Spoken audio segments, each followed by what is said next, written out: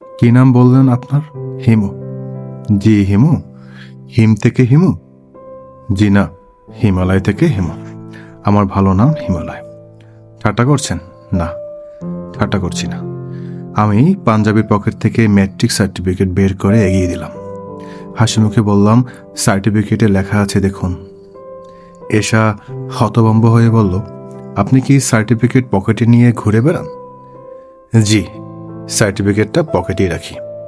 হিমালয় নাম বললে অনেকেই বিশ্বাস করে না, তখন সার্টিফিকেট দেখাই। ওরা তখন বড় ধরনের ঝাঁকি খায়। আমি উঠে দাঁড়ালাম। এশা বলল, আপনি কি চলে যাচ্ছেন? হ্যাঁ। এখন যাবেন না, একটু বসুন। আমার যেহেতু কখনোই কোনো তাড়া থাকে না, আমি বসে পড়লাম। রাত 9টার মতো বাজে। এমন কিছু রাত হয়নি, কিন্তু এ বাড়িতে মনে হচ্ছে নিশ্চুপ। অনেক রাত হয়ে গেছে, কারো কোনো সাড়া শব্দ নেই। বুড়ো মনে হয় এই ফ্ল্যাটে নয়, পাশের ফ্ল্যাটে থাকে। এশা আমার সামনে বসে আছে, বুড়ো এক পাশে বসে আছে। তার চোখে অবিশ্বাস্য এবং কৌতূহল একসঙ্গে খেলা করছে।